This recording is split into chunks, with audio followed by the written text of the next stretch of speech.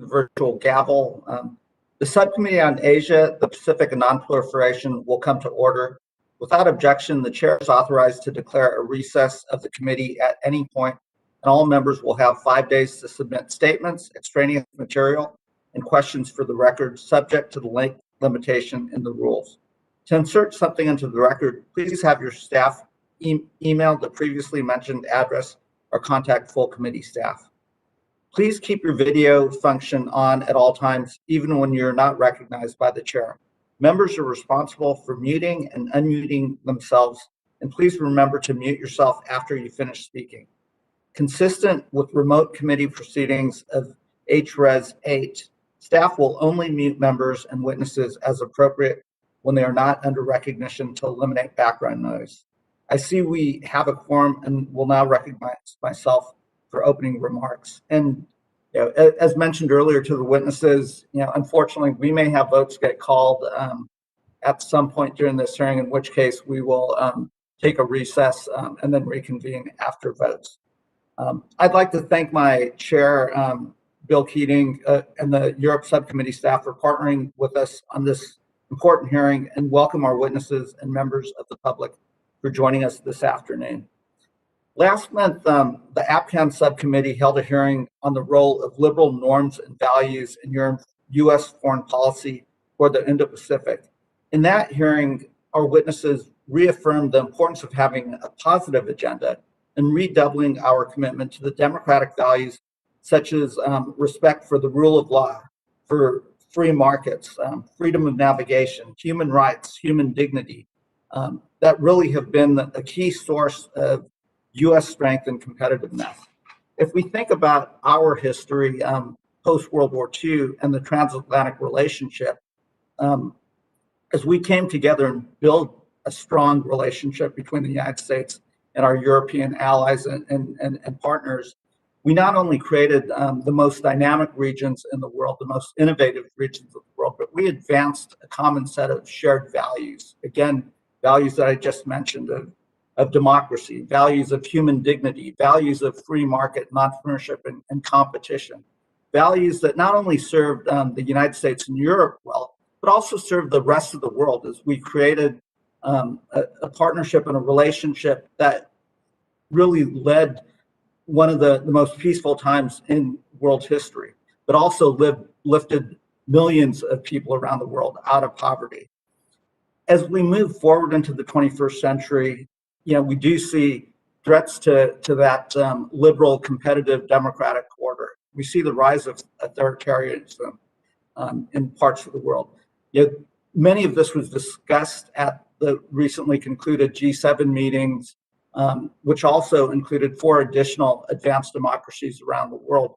And as you look at that communique, it does recognize the vibrancy of what's happening in the Indo-Pacific region. And the purpose of this hearing is to talk about how the United States and Europe can work together, not just to continue what really has been a thriving partnership, but also to look at the other dynamic areas of the world, in this case, particularly the Indo-Pacific, and how we can advance through our partnership and like-minded values, a set and a construct that will serve us well in the 21st century. Again, building on those values of free markets, freedom of navigation, competition, human dignity and human rights, democracy. It's not a given which set of values will prevail in the 21st century, but it is incumbent upon us as friends and longtime partners to continue to work together, not just on the transatlantic relationship, but now on the trans-Pacific relationship and how we bring those two partnerships together. I also would like to take the opportunity to recognize the work of Chairman Meeks, who's been a leader in supporting the transatlantic partnership on a number of issues, including climate change and infrastructure. And at this time, I'd ask unanimous consent to enter Chair Meeks' June 28th foreign policy op-ed on the Build Back Better World Partnership into the record.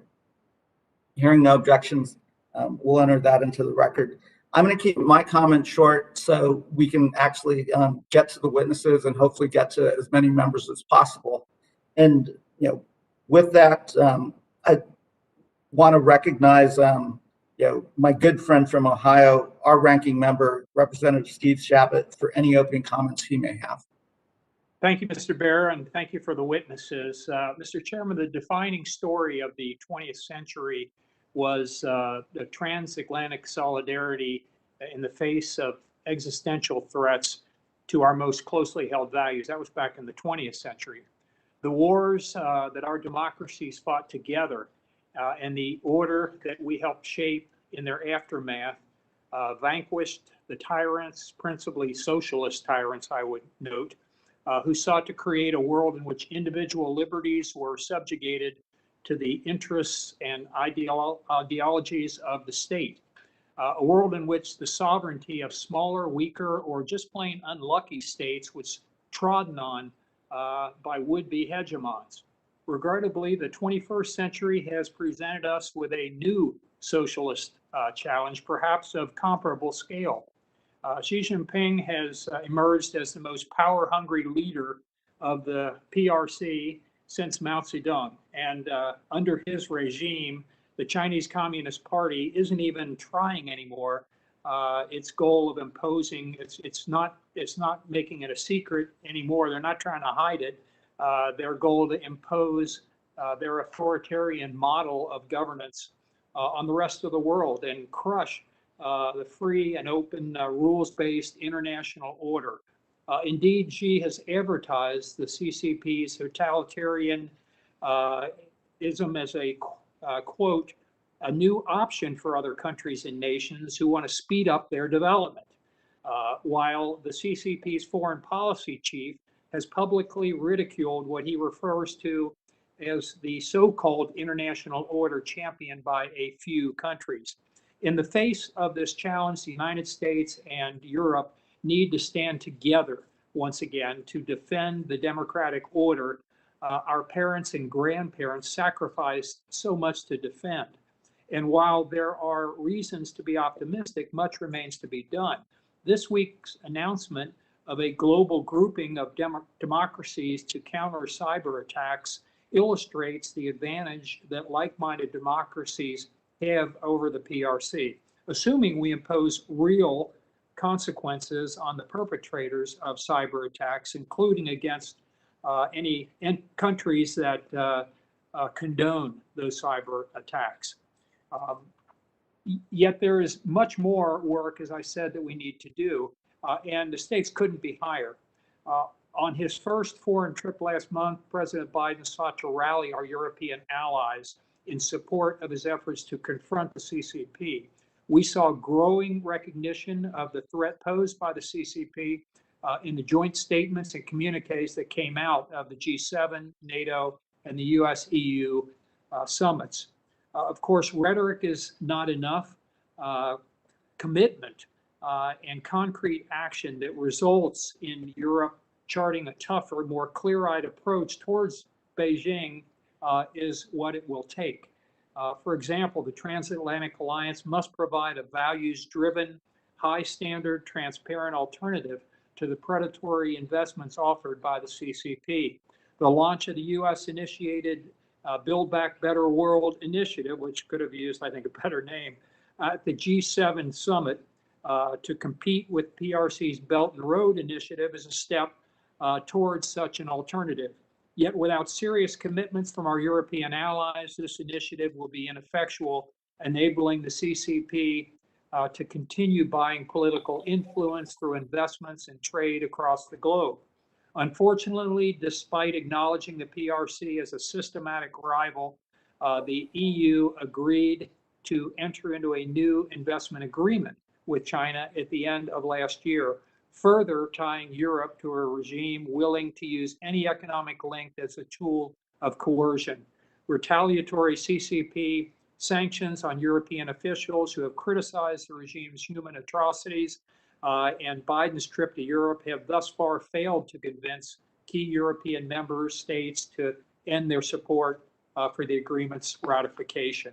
I really do look forward to hearing from our expert witnesses here today on additional concrete steps that the alliance can take. We must work together with our allies across the Atlantic to ensure that democracies prevail over the threat posed by the CCP. And so again, Mr. Chairman, I appreciate you holding this hearing today and look forward to hearing all the testimony and asking questions. Thank you, and I yield back. Thank you, Mr. Shabbat. I now yield 5 minutes to my friend, Representative Bill Keating, the chair of the Subcommittee on Europe, Energy, the Environment, and Cyber, for any opening comments he may have. Thank you, Mr. Chairman. For the first time ever at last month's summit in Brussels, NATO members agreed that China's stated ambitions and assertive behavior present systemic challenges to the rules-based order, clearly demonstrating the extent of the challenge China poses to the transatlantic alliance. But I believe also it shows and exemplifies the determination of the US and our European allies to rise to this challenge.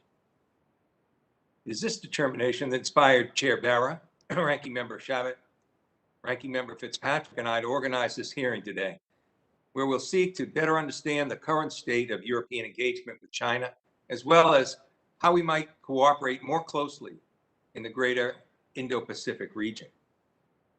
The question of how to respond to a rising China has consumed foreign policy debates in recent years, but a number of the recent developments bear closer examination. Economically, China has made a concerted effort to expand its global influence through the Belt and Road Initiative. In 2020 alone, China invested $65 billion in countries around the world, and that number is only expected to grow in the coming years. Many of these investments lack transparency and accountability, particularly in the energy and transportation sectors. And they're often predatory in nature, putting nations around the world into grave financial danger. On the military front, the People's Liberation Army has grown increasingly assertive throughout the Indo-Pacific. From border clashes with India, to illegal island building in the South China Sea, to increasing frequent incursions around Taiwan, China continues its efforts to provoke maritime military conflict. At the same time, China's continued development with nuclear capabilities and military applications for emerging technologies like artificial intelligence remain firmly under wraps. This lack of transparency only further fosters distrust. We could talk for much of the time that we're allotted today on many of the pitfalls of a rising China, but we also need to take action. That's why the House Foreign Affairs Committee passed the Eagle Act out of the markup last week to be voted on the House floor. This comprehensive piece of legislation calls for the revitalization of American diplomacy, leadership, and investments globally in response to the policy changes posed by China.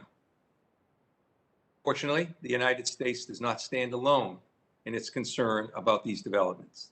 In June, the leaders of the G7 joined President Biden in announcing the Build Back Better World initiative, a project that will advance both infrastructure and democratic development around the world. Further, the European Commission is currently drafting a comprehensive Indo-Pacific strategy, one that will encompass trade, security, climate change mitigation, and more. Finally, cooperation is coalescing in the Indo-Pacific as well. Just last week, President Biden attended the APEC leaders virtual retreat, where he discussed ways to unleash the economic power of the region and to deepen U.S. economic engagement throughout the Indo-Pacific, including the recently announced Build Back Better World Partnership. All these developments represent a growing consensus among liberal democracies that countering China's authoritarian model will require a concerted effort on all our parts. The question now is how the United States and Europe can coordinate and cooperate to maximize the impact of their policies together in the Indo-Pacific region. To answer this critical question, my colleagues and I have invited a group of incredibly knowledgeable experts with diverse ranges of professional experiences. They include Heather Conley and Matthew Goodman, both senior vice presidents at the Center for Strategic and International Studies, the Mercator Institute of China Studies, head of China Research, Matt Furchin, and the Hudson Institute's Peter Ruff. As longstanding experts in the field, you'll be able to give us concrete recommendations on how the US and EU can bolster cooperation in areas such as infrastructure development, security, and economic strategy. And we thank you all for being here today. Without a doubt, China presents a fundamental challenge on multiple fronts. but I'm confident that working together, we are more than up to the task. History tells us that democracies are strongest when united, and they're the weakest when they're divided. Countering China and developing a cohesive strategy in the Indo-Pacific are bipartisan concerns here in the US and in Europe. And I hope we can use today's hearing to think about how we can bring together our country's policy and present a united front. Look forward to the testimony and to a productive discussion with all of you. And I turn now to Ranking Member Mr. Fitzpatrick for his opening statement. Thank you, Chairman Keating, also to Chairman Barra, Ranking Member Chabot, for holding this hearing today, and to our panel witnesses for being here. Forging a united coalition with our democratic allies and partners to confront the autocrats in Moscow and in Beijing is a national security imperative. Both regimes have engaged in relentless attacks on the rules-based international order, our values, and our institutions. And to deter aggression from the Taiwan Strait to Ukraine's shared border with Russia, the United States will need to enlist the support of our allies. Only by rallying the transatlantic partnership can we ensure that our democracies win out in today's great power competition. So today we will focus on how to build transatlantic unity to counter the greatest threat of our time, the Chinese Communist Party. I was pleased to see the emphasis that the president put on this goal during his recent visit to Europe. However, that strong rhetoric that resulted from the world's leaders meeting at the G7, NATO, and the US-EU summit demonstrated a historic level of convergence. Yet the administration's work is not even close to being done. Now it must ensure that these words and sentiments are followed up with strong action. We must begin by acknowledging the strength of the transatlantic relationship. For decades, our European allies have been our closest partners in addressing shared challenges across the globe. The NATO alliance, in particular, has been the cornerstone of an unprecedented period of peace and prosperity. And I was encouraged that the final communication of the NATO summit this past June identified the Chinese Communist Party as posing, quote, systemic challenges, end quote, to Euro-Atlantic security. And it asserted that China's, and this is a quote, coercive policies stand in contrast to the fundamental values enshrined in NATO's founding treaty. This recognition now requires every ally to assume greater responsibility for our collective security and resilience.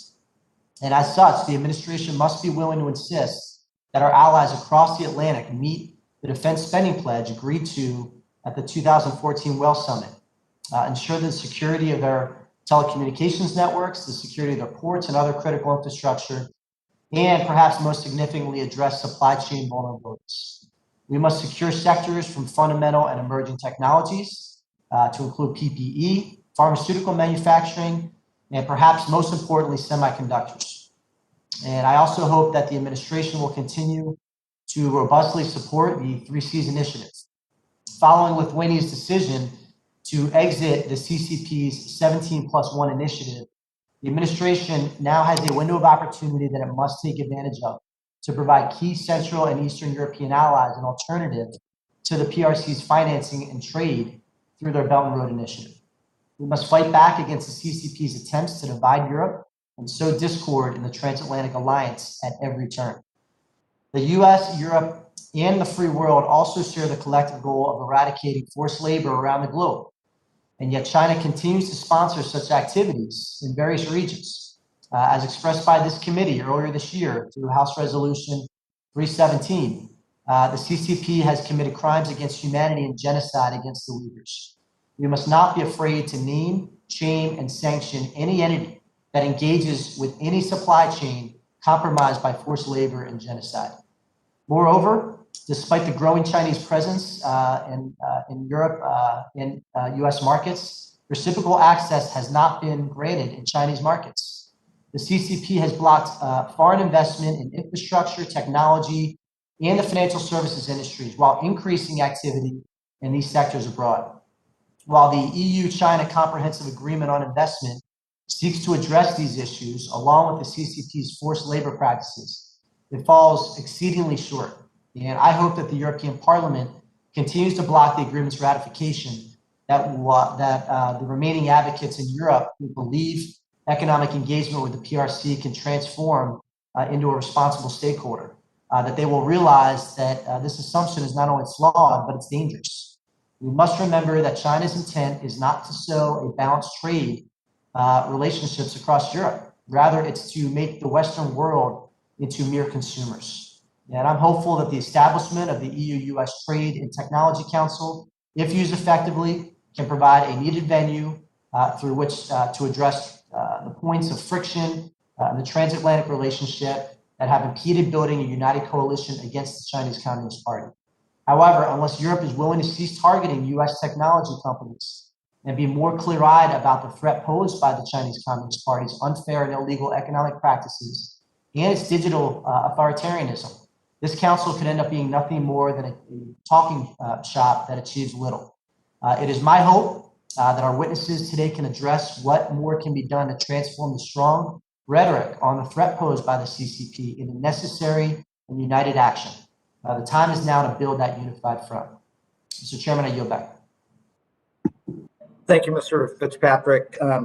And again, I'd like to add my thanks to the witnesses to what Mr. Keating had mentioned, and welcome Mr. Matthew Goodman from CSIS, as well as Heather Conley from CSIS, Dr. Matt Furchin from the Mercator Institute, and Mr. Peter Ruff from the Hudson Institute.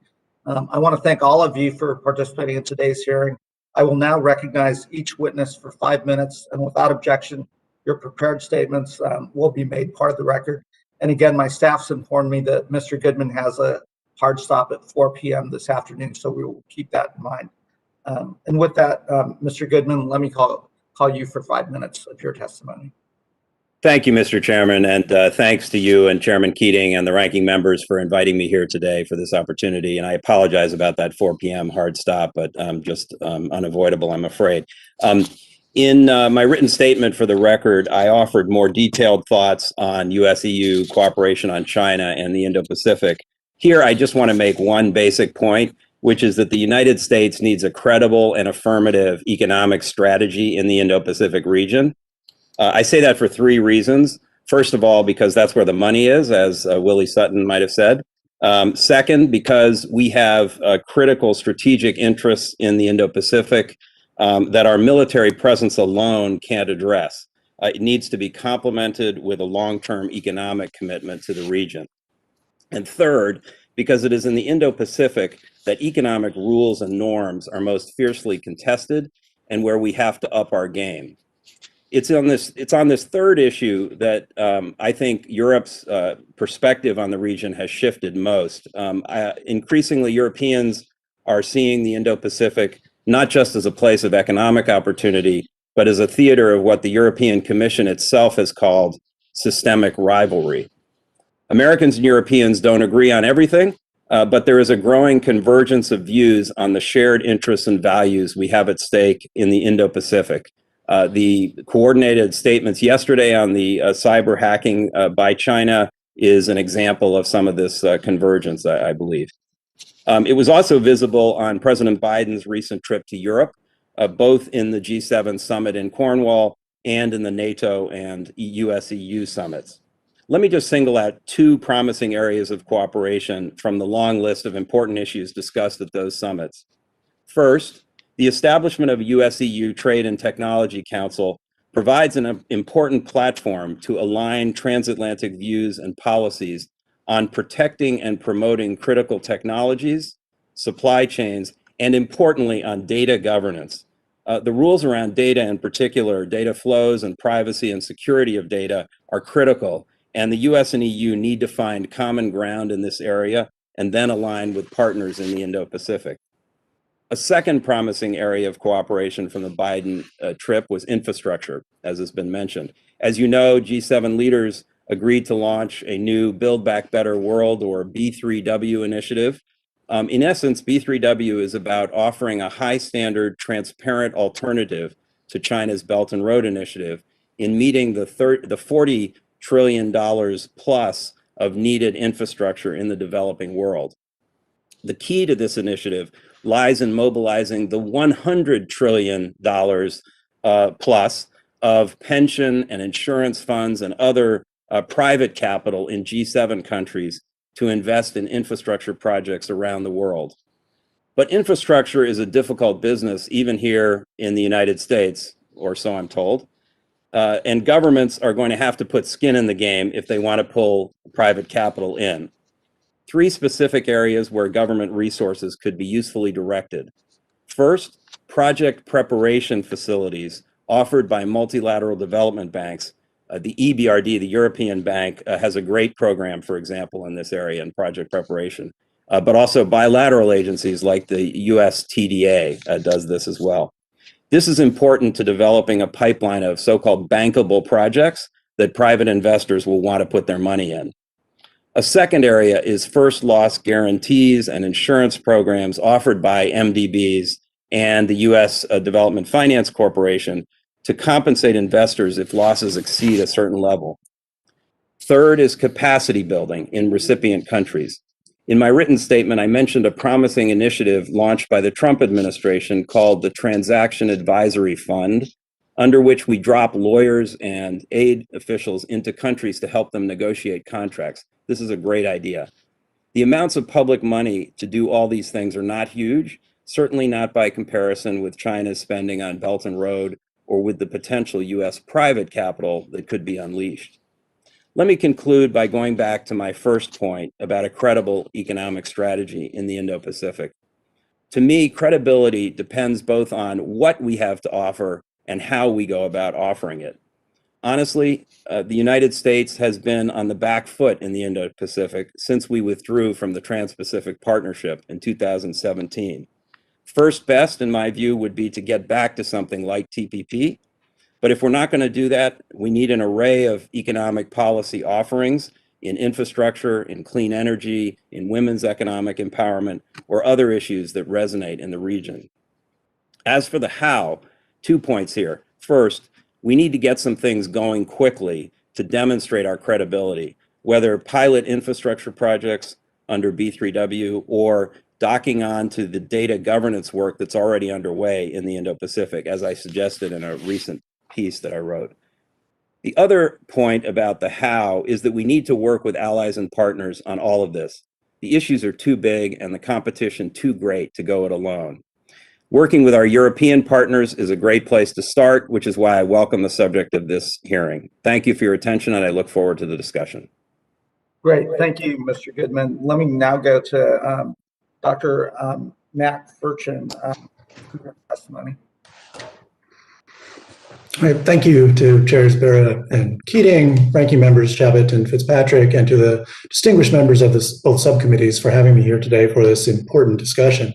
My comments today will focus on growing interest in Europe and the Indo-Pacific region, how emerging European Indo-Pacific strategies factor into Europe-China relations more generally, and what this all means for US-Europe cooperation on China and in the Indo-Pacific region. First, a few words of background on rising European interest in the Indo-Pacific. Beginning in 2019, a number of European countries began to issue strategy documents on the importance of the Indo-Pacific. France was the first to issue such a document in 2019 and was then followed by Germany and the Netherlands in 2020. Not to be outdone, post-Brexit UK just this March announced its commitment to a revitalized role in the Indo-Pacific, declaring itself the best European partner for the region on trade, security, and values. Back in the EU, the French, German, and Dutch Indo-Pacific policy documents all argued for the importance of a coordinated EU-level Indo-Pacific strategy. This push resulted with the European Council in April of this year issuing a draft EU strategy for cooperation in the Indo-Pacific. To give you an idea of the aim of the proposed strategy, it begins by stating, quote, the EU should reinforce its strategic focus, presence, and actions in the Indo-Pacific with the aim of contributing to the stability, security, prosperity, and sustainable development of the region based on the promotion of democracy, rule of law, human rights, and international law, end quote. This April policy document does not yet represent the conclusive EU strategy for the Indo-Pacific, and EU officials will potentially finalize their approach this September, but the broad outlines are now in place.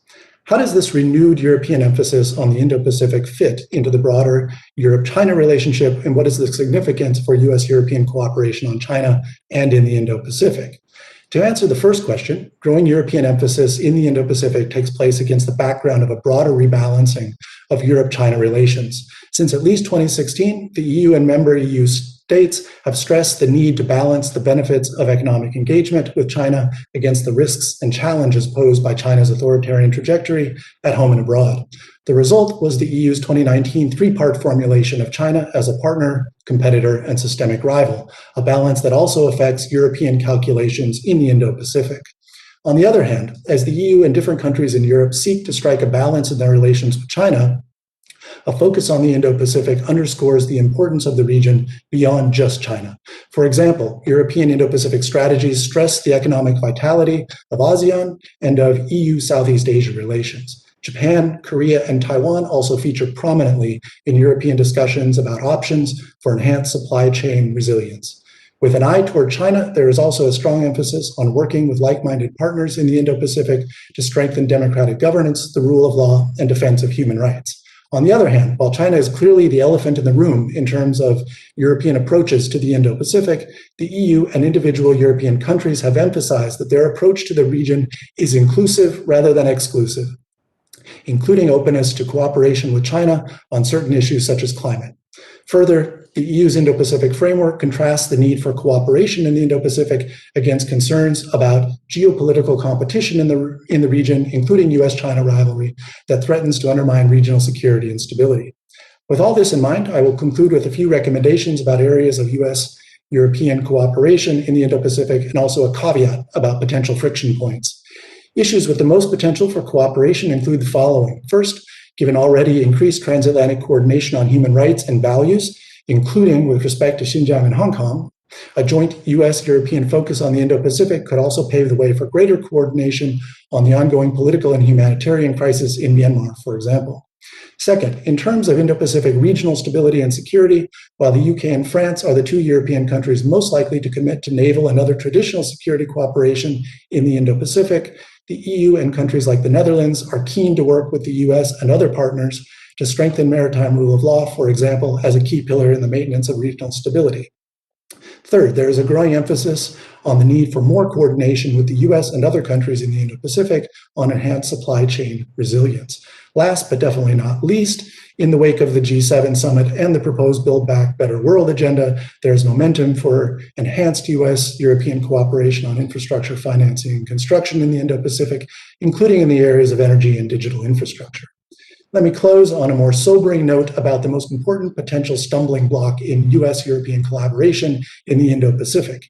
Any effort by the US to explicitly frame cooperation with European partners in the Indo-Pacific as part of an anti-China coalition will likely receive a frosty response in Europe. Effective US-European cooperation in the Indo-Pacific and on China will require deft diplomacy and, above all, a solid understanding of complex realities within the Indo-Pacific region itself. Thank you for your time, and I look forward to our discussion.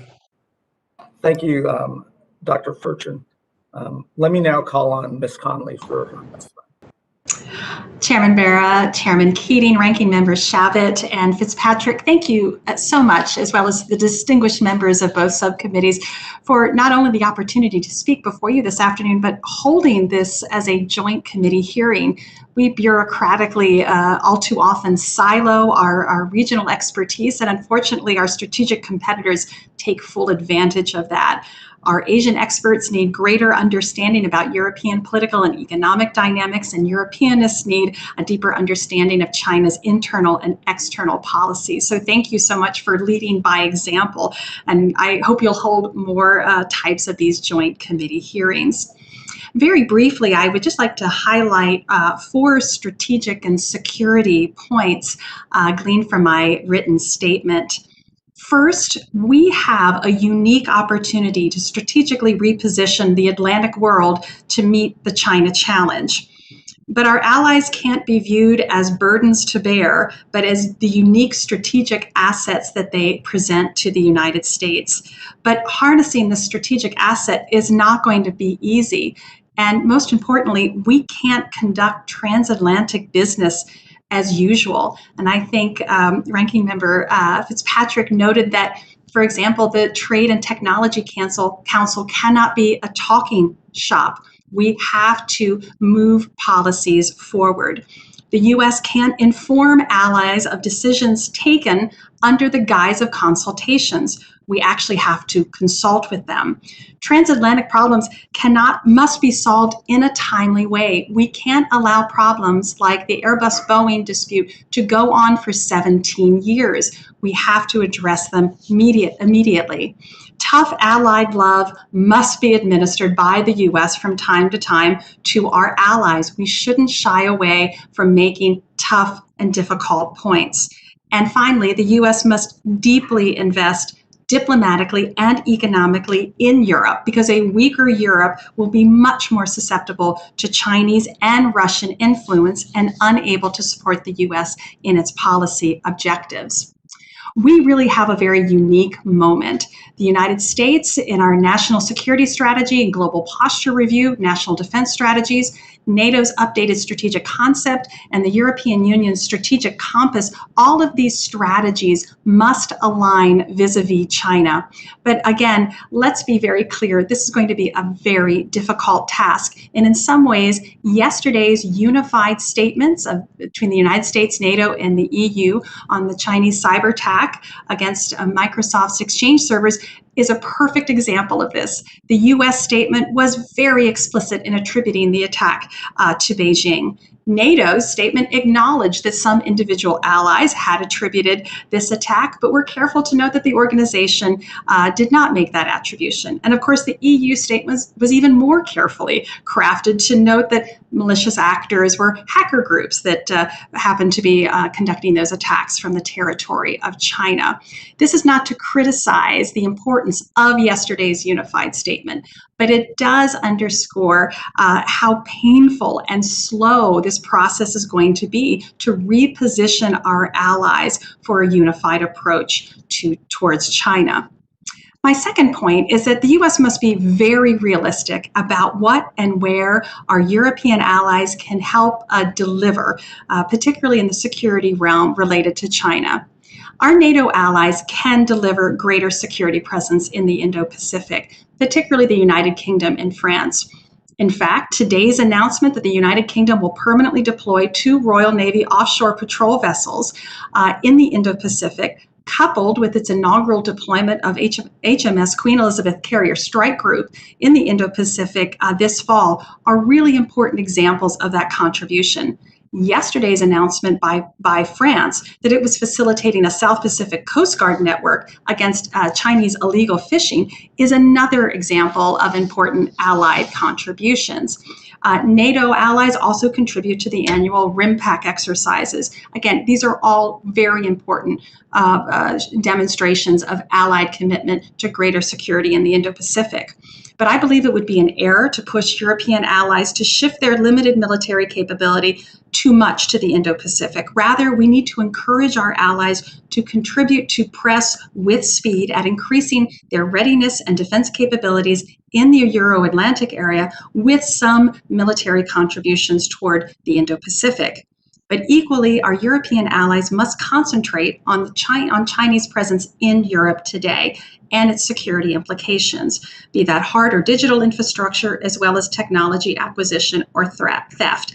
There is important progress happening in Europe, but it has to go more quickly, and the U.S. needs to stand shoulder to shoulder with Europe to ensure that Europe is safe from Chinese malign influence.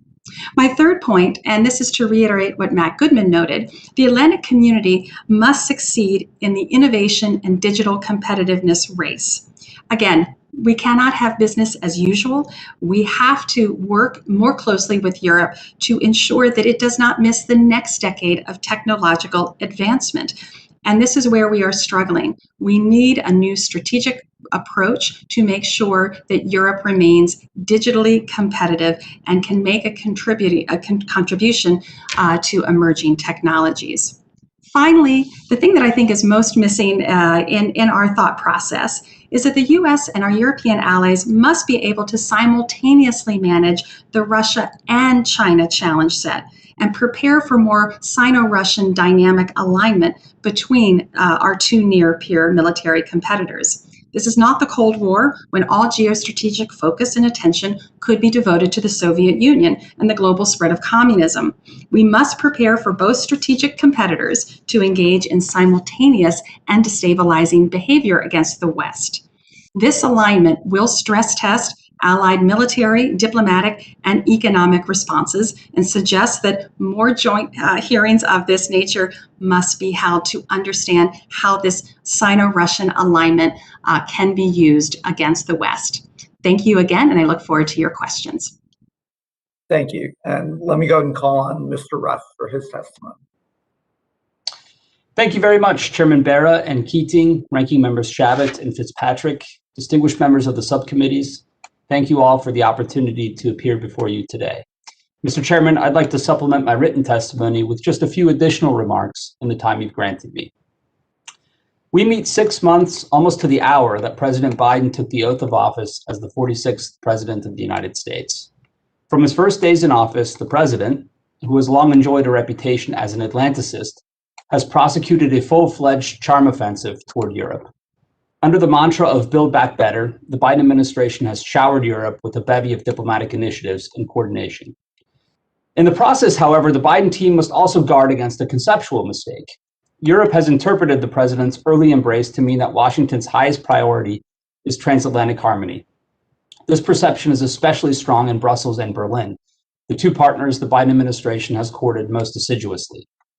The result is that neither feels compelled to move significantly beyond their current policy preferences. The risk is that transatlantic policymaking will be defined by the lowest common denominator of agreement as it stands today, a landing zone which may be too modest to tackle the urgent challenges we face. The recent experience with the Nord Stream 2 pipeline is merely a harbinger.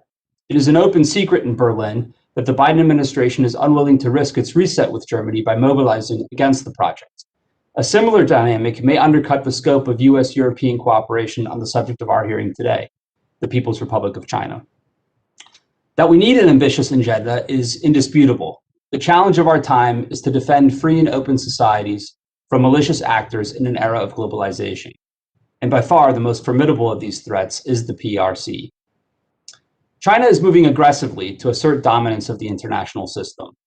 In particular, it seeks to master the critical technologies that will determine the future balance of power, a goal it pursues through theft of intellectual property on a mass scale, an unprecedented scale, in defiance of global trading rules. 6 months into the Biden administration, and the US has inaugurated working groups under the newly established Trade and Technology Council. I, like my fellow witnesses, and as Ranking Member Fitzpatrick noted, welcome the so-called TTC, as a forum for broad-based discussion. But the US must accelerate and intensify its work by offering concrete proposals. US foreign policy is most effective when it drops a firm anchor that pulls partners and allies in its direction. Far from alienating our allies, such leadership drives discussions forward and expands the possibilities for cooperation. In that sense, and whatever disagreements may arise with Europe, the US should not underestimate its own power of persuasion in goals. The Clean Network Alliance of recent years serves as a great example of this principle. Today, in the area of export controls, for example, the US should consider proposing a robust multilateral export mechanism modeled after the Cold War era Coordinating Committee for Multilateral Export Controls. This is an ambitious objective, but it should be an American priority, given the speed with which China is seeking out Western technologies. Of course, China has made clear that it will retaliate against any transatlantic effort to strengthen export controls, or for that matter, tighten investment screening and combat mass cyber theft. To cushion the blow of retaliation, it is important that the US forge as large a zone of free and independent countries that are aligned on China policy as possible. In that vein, the Biden administration must not lose sight of the Europe that exists beyond Brussels and Berlin. Just recently, for example, the Polish foreign minister registered his disappointment over discovering from the media that the Biden administration had waived Nord Stream 2 sanctions, or select Nord Stream 2 sanctions. To counteract the damage, the 3Cs initiative is a worthy project that will strengthen the continent's resilience, also against China. It deserves the continued support of Congress and the administration. American leadership of the Transatlantic Alliance, especially if linked to that of our Asian allies, and so I echo Heather Conley's point that this subcommittee joint hearing is really an excellent format, really unlocks a range of possibilities and strengthens our position toward China. By contrast, an uninspired agenda that focuses on process as Europe hedges towards China will vastly diminish our position in the competition over the future world order. To avoid that scenario, it's time to turn our newfound harmony into tangible outcomes. Thank you very much. Thank you for your testimony. I will now recognize members for 5 minutes each pursuant to House rules. All time yielded is for the purpose of questioning our witnesses. Because of the full format of this hearing, I will recognize members by committee seniority, alternating between Democrats and Republicans. If you miss your turn, please let our staff know and we will circle back to you. If you seek recognition, you must unmute your microphone and address the chair verbally. I will start by recognizing myself. First off, to the witnesses, thank you for recognizing the importance of bringing both the Subcommittee on Europe and Subcommittee on Asia together.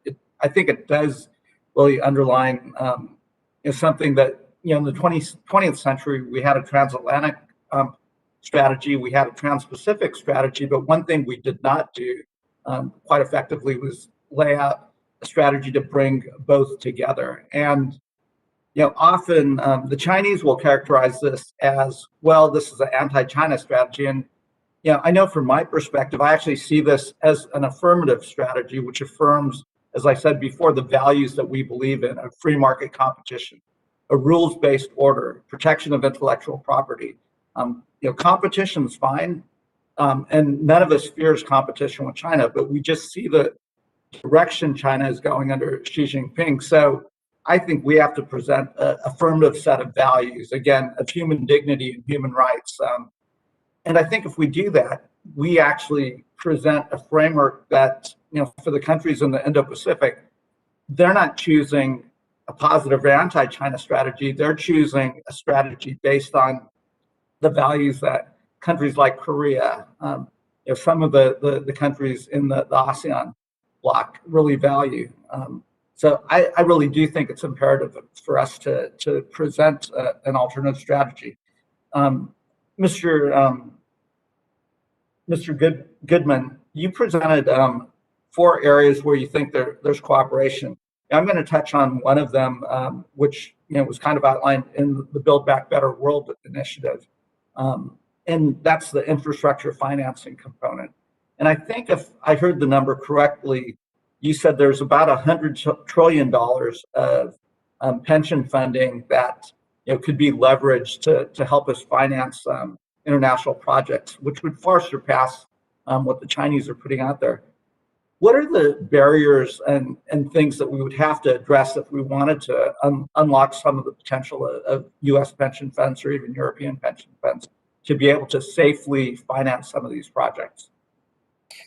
Thank you, Mr. Chairman. Great question. It's really a critical one because our whole sort of model and offering depends on the ability to mobilize this private capital. It is easily over $100 trillion if you count all pension funds, insurance funds, long-term funding or funds that have long-term liabilities they have to pay out over a long period of time. They're looking for long-term assets like infrastructure to invest in. So in principle, it's a great opportunity. The problem is, again, even here in the US or the advanced world, infrastructure is a very difficult business. It takes longer, costs more.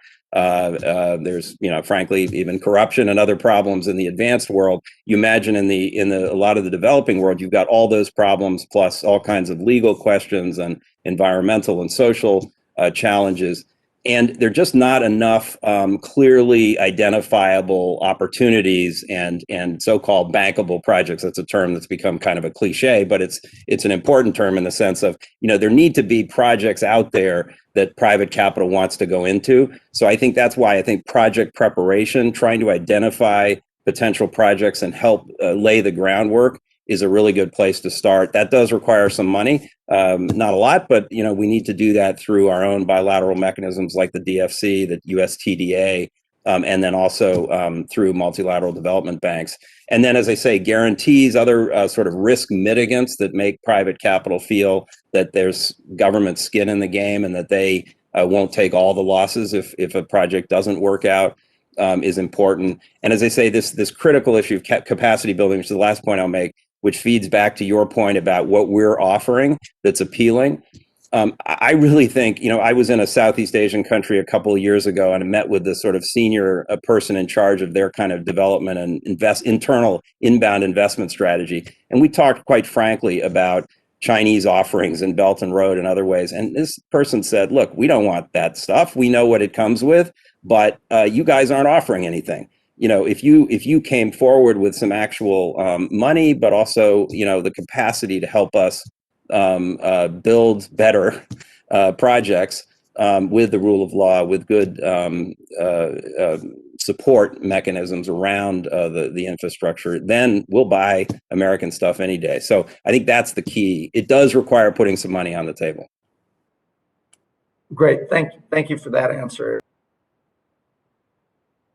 So let me go ahead and recognize the ranking member of the Asia Subcommittee, Mr. Shabbat. Thank you, Mr. Chairman.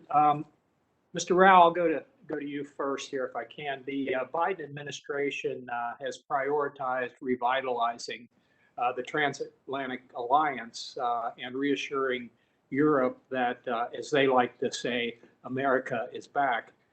My concern is that this is just talk and that it's not clear what we're getting in return.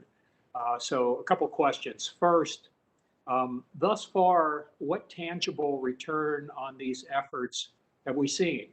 And do you believe the Biden administration is prepared to have the difficult but necessary conversations about, for example, the Europeans actually meeting their 2% obligations under their NATO commitment and increasing their military expenditures? And so we'll leave it there at this point.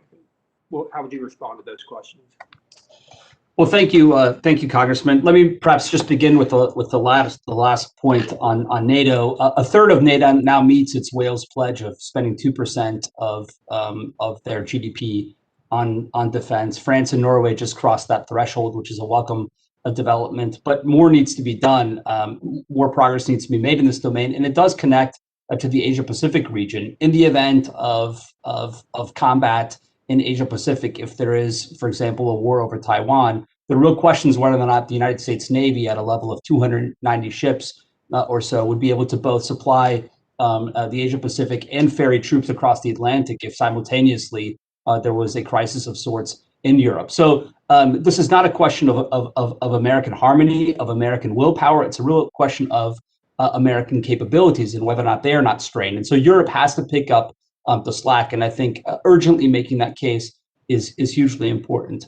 On the subject of transatlantic coordination, I think there have been a few positive examples on, for example, Belarus, where the United States has worked well with the Europeans on coordinating statements. There have been a bevy of releases, including the Microsoft hack that was just raised. But on the major fundamental questions that are still outstanding, on the big transatlantic sort of existential questions, we still need progress, and we'll see what the administration produces in the coming months and years.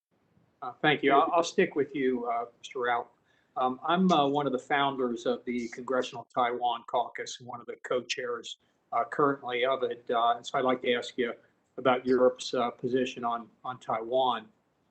In a first, this year, the G7 communique underscored, quote, the importance of peace and stability across the Taiwan Strait, unquote.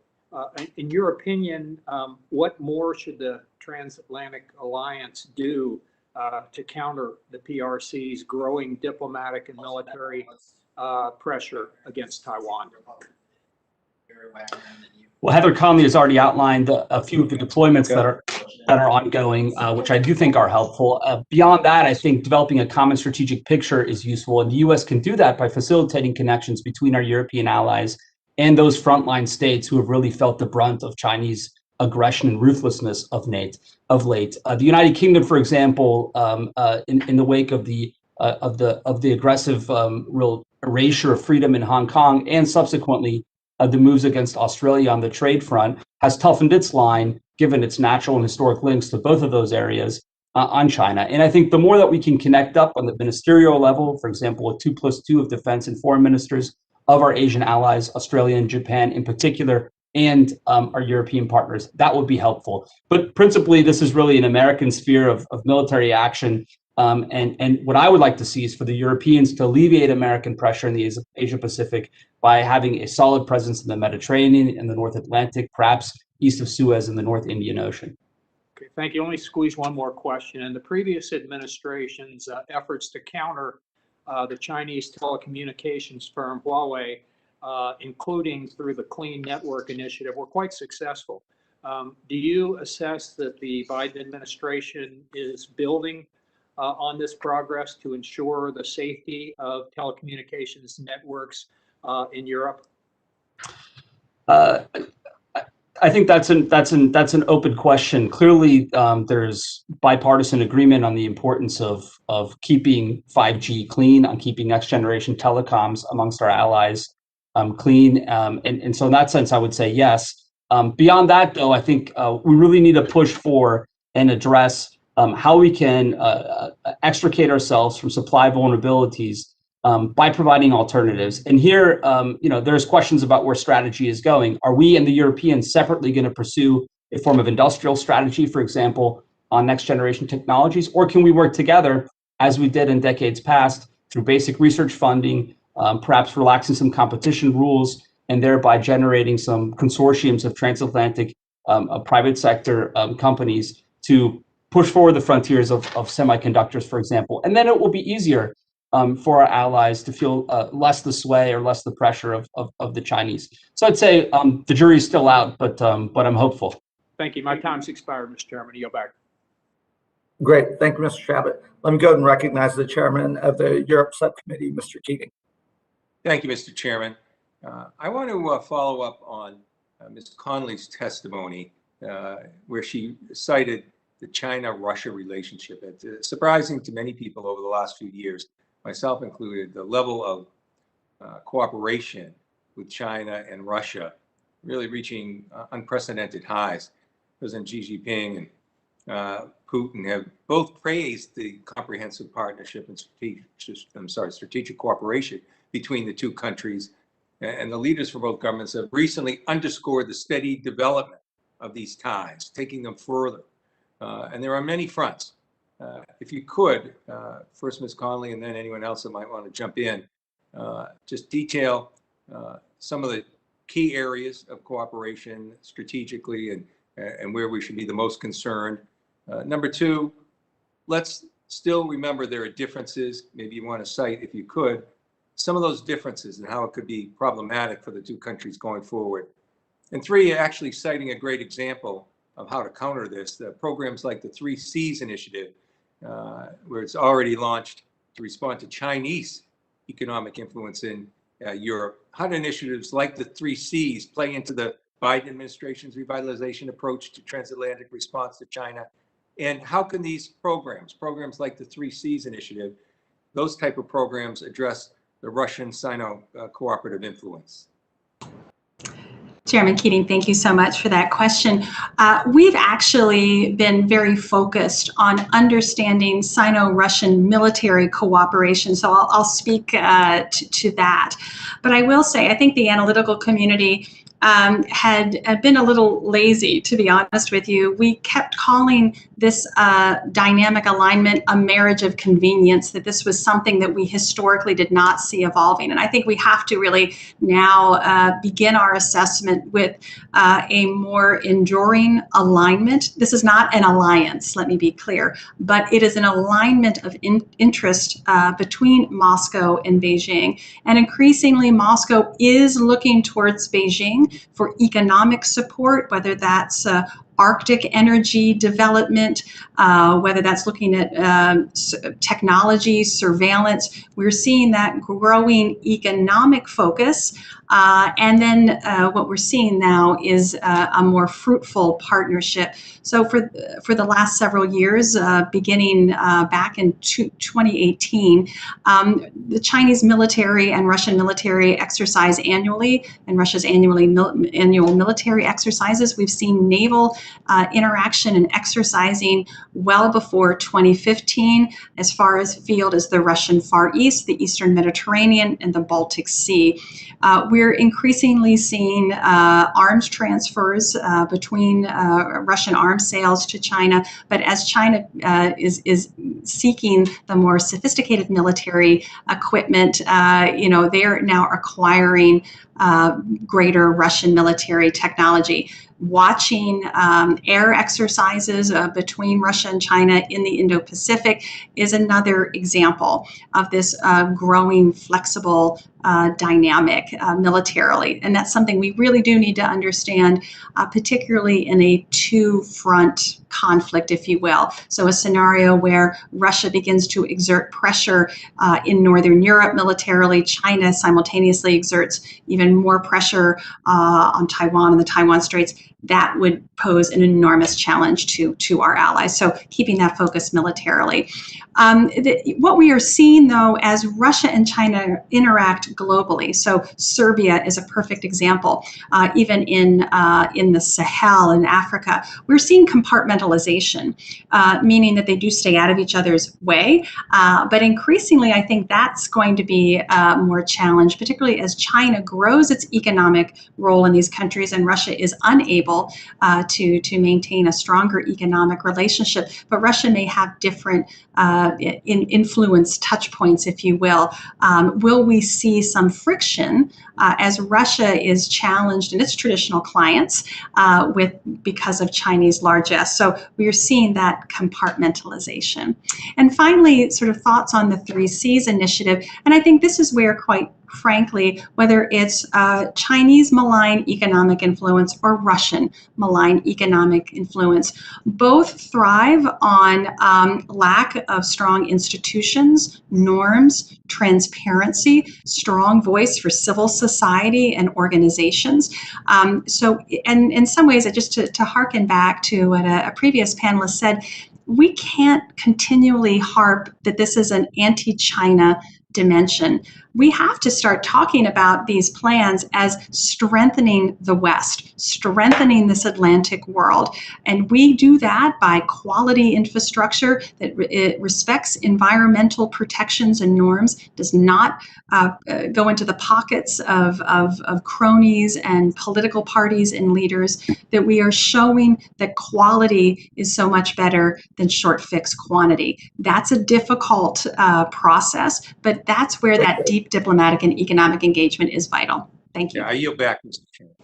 Great. Let me go ahead and recognize my good friend from the state of Illinois, Mr. Kitzinger.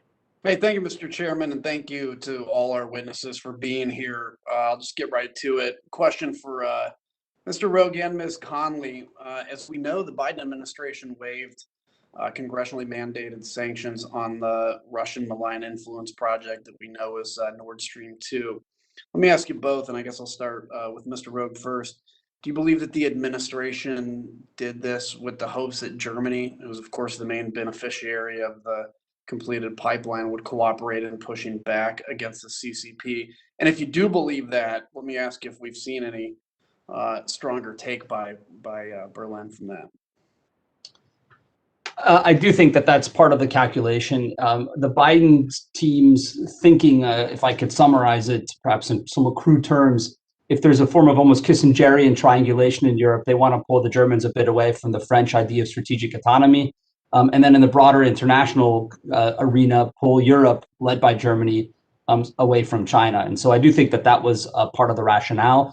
I'm not sure why we had to link China policy to Nord Stream 2 in Europe. Those two strike me as unrelated. And quite frankly, the Europeans complained about linkage extensively during the Trump years, yet here, apparently we are exercising that. We also, I think, had a rather disappointing visit of the Chancellor to Washington. There was a lot of talk leading up to that. She came, of course, just a few days ago that there would be an agreement on Nord Stream 2, some sort of managed process, but in the end, nothing was really delivered, and I'm not sure what the Europeans can deliver on that to assuage, or the Germans could deliver to assuage the concern of the Eastern Europeans. One last point: the transit fees on Nord Stream through Ukraine run about 2.5 billion a year.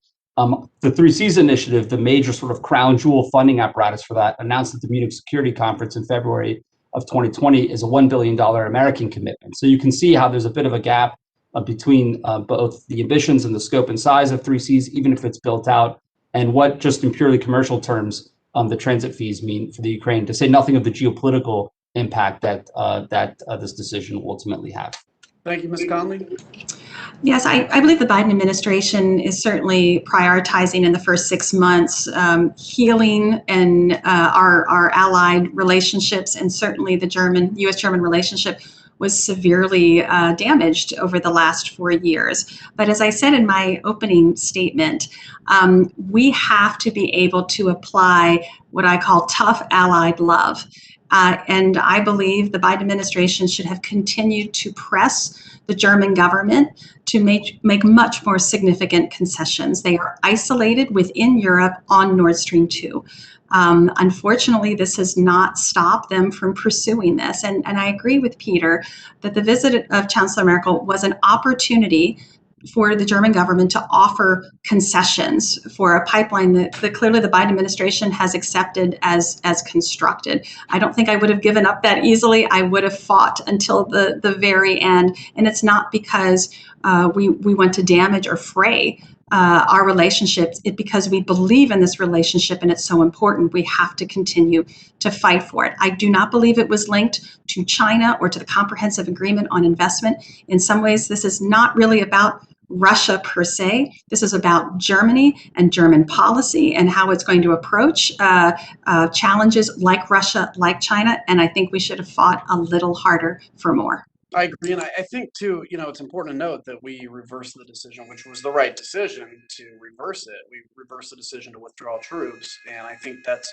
to an extent a given as well. Let me ask you in the minute I have remaining, Mr. Goodman, talk about supply chain vulnerabilities. Obviously, that was brought to light during the COVID pandemic, and understanding, for instance, the threat to cut off PPE and the real damage that could do.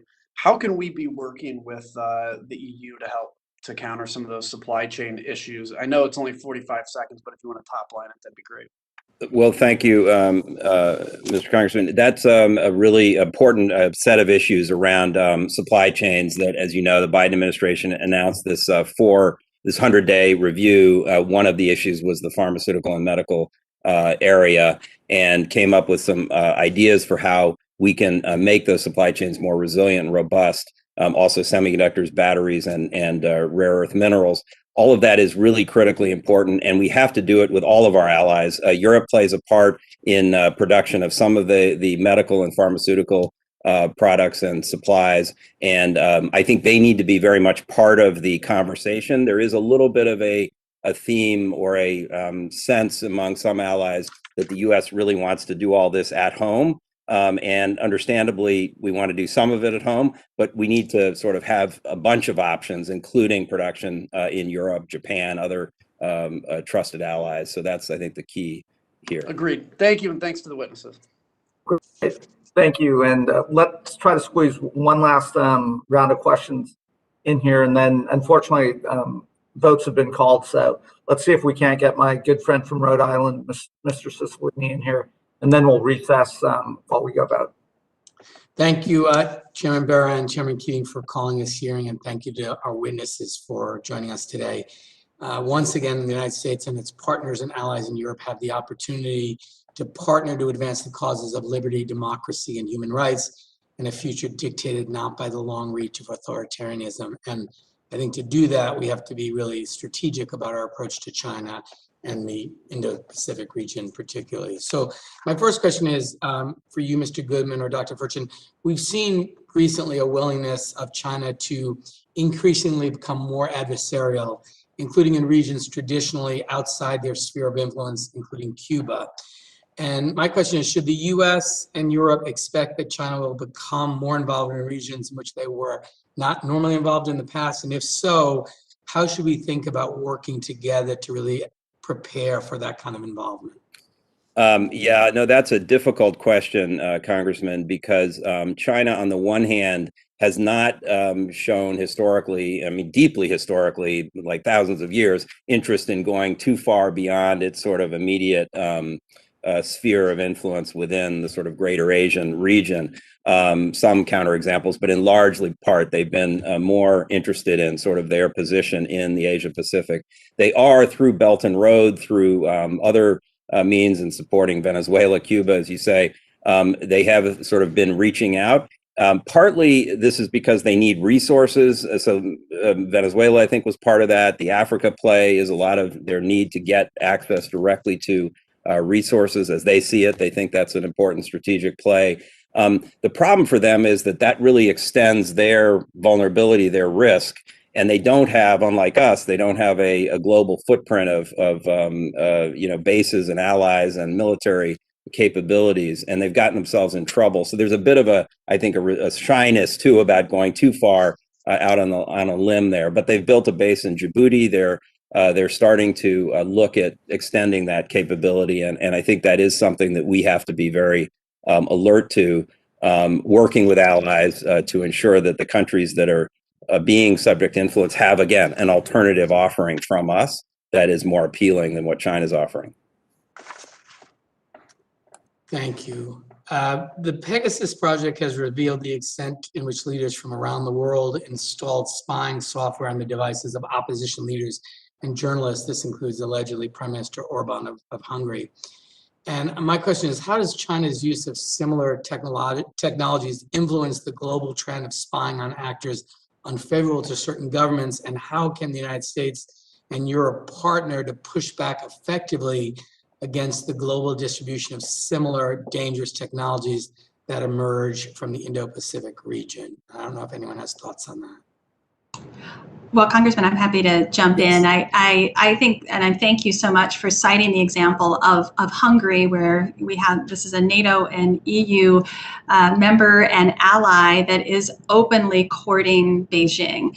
Huawei has a technology center there, and certainly Mr. Orban has increasingly encouraged Chinese investment.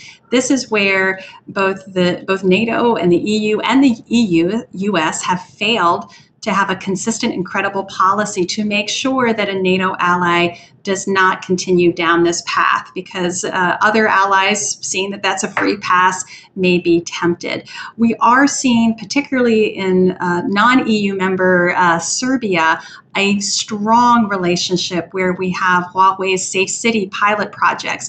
CSIS has done extensive research of Chinese influence in Serbia and across the Western Balkans. This is really problematic because they are showcasing and modeling technologies of surveillance of opposition and civil society, which is deeply, deeply troubling. We need a response for that, and as yet the transatlantic community has not effectively responded to that challenge. Thanks. And quickly, I just want to raise the issue of human rights. Obviously, the Indo-Pacific region is open to tremendous opportunities economically, diplomatically, politically, but it's also home to a wide variety of human rights abuses that are really antithetical to the governance models and human rights regimes synonymous with the United States and Europe. And so how should we think about, making investments in this region, but also trying to advance the issue of human rights and being sure that we're seeing some progress in those key areas at the same time we're making these investments? I know that's a complicated question, but if anyone has thoughts on that.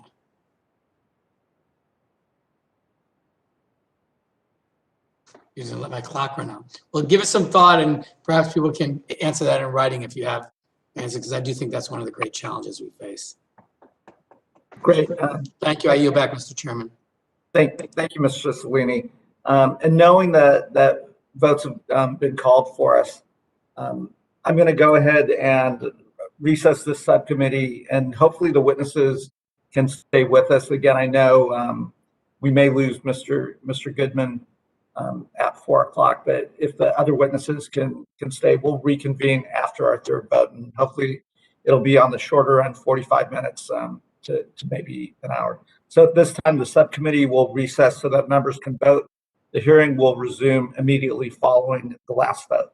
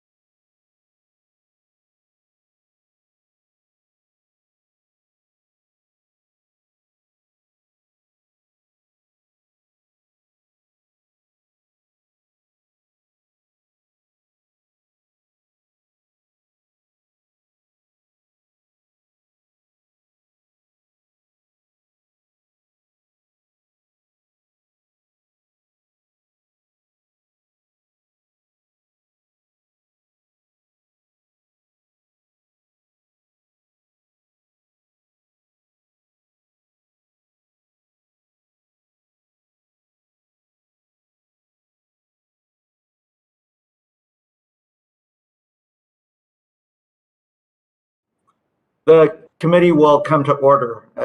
Again, before I call on Mr. Perry, as a testimony to the importance of this subject, but also to the witnesses as we were on the floor voting, both Democratic and Republican members came up and talked about how interesting this topic was and how important this topic is. And so it's something that, as the two subcommittees work together, hugely important for us to bring our allies together across the transatlantic as we address some of the challenges in the Trans-Pacific, Indo-Pacific region. And with that, let me recognize my friend from the great state of Pennsylvania, Mr. Perry, for 5 minutes of questioning. I thank my friend, Mr. Chairman, from the great state of California. To the witnesses, the threat posed by the People's Republic of China represents the foremost existential challenge to the United States, Europe, and the rules-based international order. But to me, there is a clear lack of consensus on the question, and even more so across the Atlantic. To me, it's a sobering indication that the CCP's intention to create division among Western allies is actually working. China has been able to leverage its investment in Europe, including through the Belt and Road investments in Greece, Serbia, Hungary, and even Italy, to weaken the resolve of our EU partners. The CCP's outsized influence in the German economy has caused the long-serving chancellor to take a decidedly soft track on China for fear of upsetting bilateral trade and investment relations. Notably, Germany is in this position in a large part due to the chancellor's disastrous energy wind rapid decarbonization policy. Germany's policies left them wholly reliant upon the CCP for the component minerals necessary to make solar panels, batteries, and windmills. As other nations push forward with this technically infeasible net zero policy being discussed on both sides of the Atlantic, they will suffer the same fate. The joint pressure of the economic suicide by the US-EU creates an opening for the CCP to effectively take control over critical infrastructure and economic markets and force Western leaders to adopt the appeasement strategy pursued by Ms. Merkel. Recent global summits indicate a shared commitment to freedom of navigation operations in the East and South China Seas and an acknowledgement toward condemning human rights abuses. However, the extent of the US-EU work against China remains limited to mostly agreeable initiatives. In many cases, I would argue that these summits revealed many divisions between our nation and Europe. For evidence, look no further than the fact that the word genocide was omitted from the US-EU joint statement, but climate change was mentioned about 20 times. To be clear, it's great to be able to work with our EU partners on common areas of interest. However, what the CCP took away from these summits was not a transatlantic commitment to principles undergirding the rules-based international order. Instead, the CCP came away with the understanding that the current administration and EU leaders will sacrifice principle, prosperity, and security in return for false promises of future Chinese emissions reductions. These summits also provided confirmation that there is an utter lack of cooperation in fighting the CCP's outside influence in US and EU capital markets and the economies at large. There can be zero hope for success in confronting the threat that the CCP poses without a unified effort on both sides of the Atlantic to prevent funneling hundreds of billions of dollars into CCP coffers for their military modernization efforts and for continued perpetuation of genocide against minority population. And with that, Mr. Chairman, I request permission to submit for the record a Prague Security Studies Institute report. Without objection. Thank you. According to this report, the Frankfurt Stock Exchange is currently allowing CCP companies that engage in intellectual property theft, egregious human rights abuses, the manufacturing of advanced weapon systems, and the militarization of illegally claimed islands in the South China Seas to trade on its exchange. This report indicates that this single EU stock exchange hosts at least 7 CCP companies through primary listing and at least 68 via the listing of subsidiary or affiliate. This is common practice across Europe, and unless we hold serious discussions with our EU partners about the need to deny malign actors capital market access, there's absolutely no anti-China strategy that we can come up with that will achieve our political and security objectives. None whatsoever. To combat this critical issue, I will be introducing legislation next Thursday that utilizes President Biden's EO 14032 to support divestment sanctions against PLA affiliates, as well as any CCP company engaging in genocide or other human rights abuses. This bill is set for introduction, and because this is such a critically important issue in our existential fight against the CCP, I am actively working to engage with my partners on the other side of the aisle to join with me in this bill's introduction. It is critically important that our EU partners see this as a bipartisan issue here in the United States. I'll close by asking our panelists one question. Do you anticipate substantive cooperation between the US and the EU on combating China's omnipresence in the US and EU capital markets?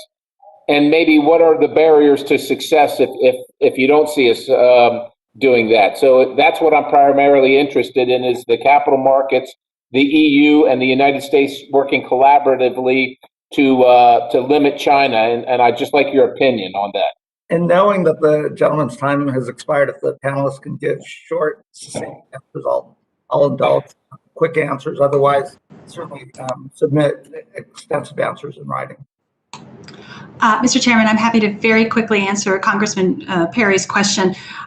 We are actually developing a report that looks at the financial gray zone of which Russia and Chinese malign behavior, illicit financing, corruption, money laundering, and use of capital, misuse of capital markets is an important part of their economic warfare. This is not simply just for China, but also Russia. And I think what we've seen is the European Union with tomorrow, I believe, coming out with a major anti-money laundering directive.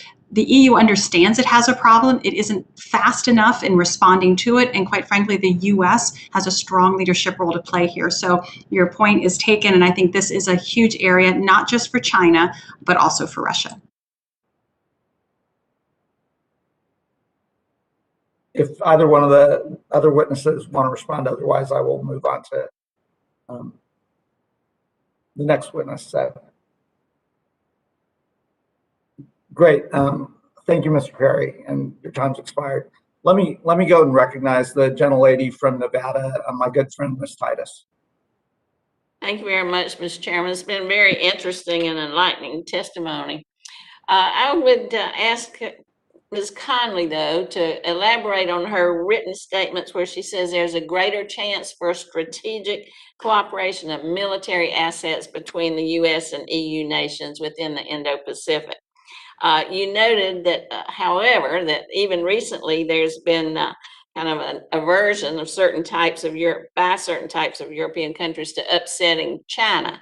So I wonder if, as we shift our own position in the region with a greater focus on collaboration with Australia, Japan, and India, if you see any chance that the Quad and NATO could maybe conduct some joint exercises, maybe similar but on a larger scale than the Malabar exercises last year.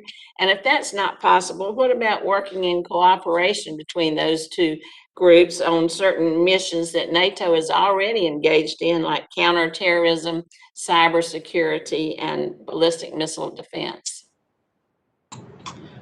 Congressman, thank you very much for that question. I think you're absolutely seeing an evolution of particularly NATO allies separately increasing their force posture in the Indo-Pacific, participating more in exercises, and exercises are absolutely critical. I think another element is NATO is expanding its global partnerships, really strengthening its relationship, particularly with Japan, with Australia. We're also seeing bilateral efforts, particularly the French as well as the British, really strengthening their military-to-military relationships with members of the Quad.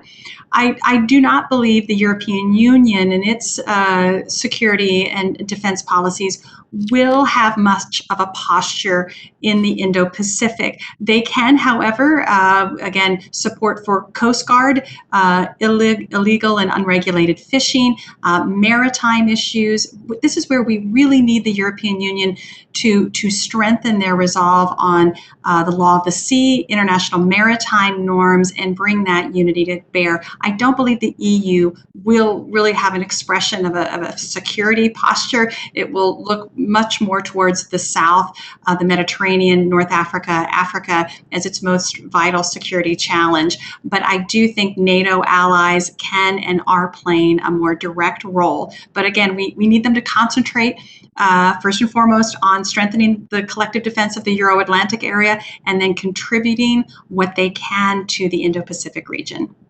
Thank you. Thank you very much. I would ask you and any of the other members of the panel if you could just comment on the fact that we know that China is an adversary. We know we have to compete with them. We don't want them to necessarily be an enemy. But what are some areas that we can carve out where we can perhaps work together with some of our allies in specific policy areas, if it's climate change or if it's rule of law, whatever? Ms. Conley, you can start. Oh, of course, thank you. I wanted to make sure my other panelists had a chance to jump in. Clearly, climate is probably the area that is ripe for collaboration. But again, we have to demand transparency. I follow very closely the Arctic, and we have seen certainly a significant uptick in Chinese scientific activities as a permanent observer to the Arctic Council in the Arctic. This, of course, this collaboration is very welcome, but there has to be transparency of exactly the kind of science that China is pursuing, that we make sure that we have confidence that it is science that they are pursuing, particularly in remote areas. But the Chinese, share with us very clearly that they are deeply affected by climate change. If they're willing to take policies and approaches that can reduce the emission of greenhouse gases, I think we should welcome that and welcome scientific collaboration. But I think it's very challenging to see China making meaningful changes to their current economic model. So I think we have to be very realistic about what we can expect. Thank you. Dr. Furchin, you want to weigh in on that? Yeah, I would tend to agree with some of this. I think there's a lot of emphasis on, in China at least, commitments verbally to greening the Belt and Road, for example, and that means reducing coal-fired power plants along countries that are a key part of the Belt and Road, for example, in Pakistan. The real question is, what is an alternative there? And this taps into some of Matt Goodman's statements earlier. So that's a question of financing and technology, and that might be an alternative to what China has on offer, but it also may be some opportunities for collaboration, but it requires listening to the demand side, especially from countries that are right now taking some of those deals that China has on offer. Seems an opportunity for us to do some of that climate financing, or at least build it into some of our development policy. Yeah, I would agree. Thank you. I yield back, Mr. Chairman. Thank you, Mr. Titus. Let me recognize the gentleman from Florida, Mr. Mouse. Did you recognize me, Mr. Chairman? I didn't hear you. I'm sorry. Yes, I did recognize you, Mr. All right, that's what I thought. It kind of broke up for me. And I want to thank our witnesses for their testimony. I've enjoyed hearing it as well. I was interested by the line of questioning that my colleague, Ms. Titus, asked, and it kind of, my question goes in a similar front. You see a lot of reliance by our European allies on China. It's increasing on a daily basis. When you look at that and you look at China expanding their role militarily, while they still largely, in many cases, don't even function well as a regional military, they're certainly expanding the capabilities to function as a global military and transoceanic military as well. And my question goes to this. When you look at Article 5 of NATO that states that attack on one member of NATO is an attack on all of its members. What do you all opine, or if you could all opine on the views among our European allies about how strong they consider that Article 5 statute within that today? Do you think they're viewing that still quite strongly? And if you felt like opining on it as well, to even go on to say, as we continue to try to unbury the origins of COVID-19, if that were to be a purposeful leak from a lab, if you would consider that an attack on NATO members. And whoever wants to start on that, it's open. I'm happy to begin. I believe today the Article 5 commitment is very solid and very strong, and it was greatly appreciated that President Biden reaffirmed that commitment.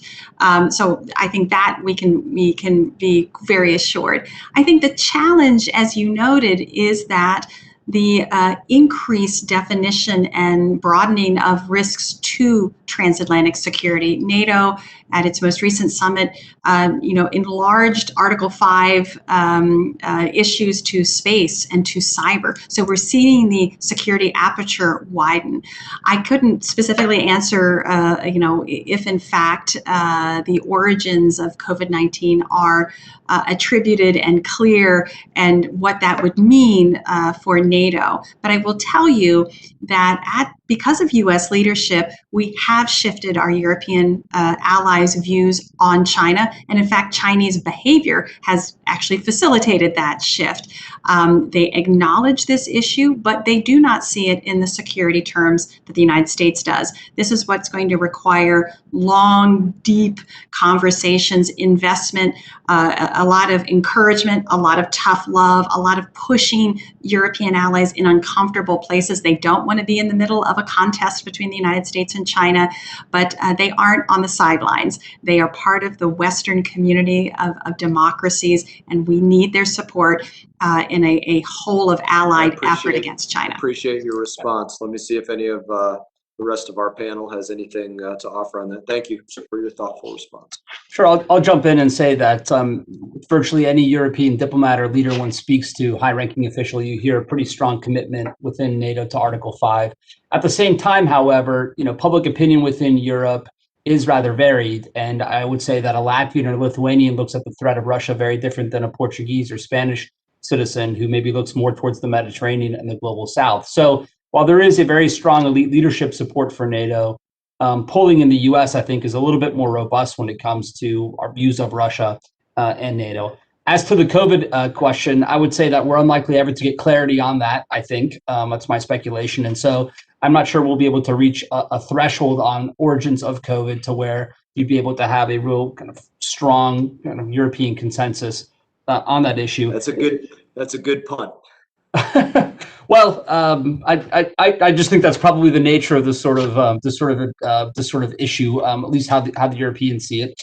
And then, one shouldn't forget that that NATO has geographic boundaries under Article 6 of the founding treaty north of the Tropic of Cancer, and so at least some of the zones of dispute where China is really pushing out aggressively, say the South China Sea and elsewhere, don't follow very specifically within the NATO remit. A question, though, and perhaps this is also somewhat of a punt, is how the Europeans would react, because I think American expectations would be there in the event of some sort of military emergency in the Asia-Pacific. They are treaty allies of ours. They're not neutral, as Heather Conley said, and yet that really isn't part of the NATO zone. Well, we have 5 seconds if Mr. Fairchin wants to chime in. Just that I think we need to be careful to put too much hope in the idea that sort of a focus on China will sort of save NATO. I think Russia is going to continue to be a greater focus, especially for most in Europe. And I think the same can be said for the broader transatlantic relationship, for all the cooperation that there can and should be on China issues. I think that relationship has to be solid on its own terms. Thank you all. Great.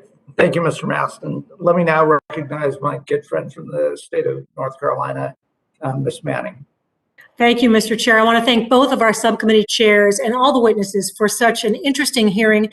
I want to focus on one specific industry that's been particularly problematic during this pandemic, and that is semiconductors. My question was going to be for Mr. Goodman, but I'll welcome an answer from any of you who would like to speak on this.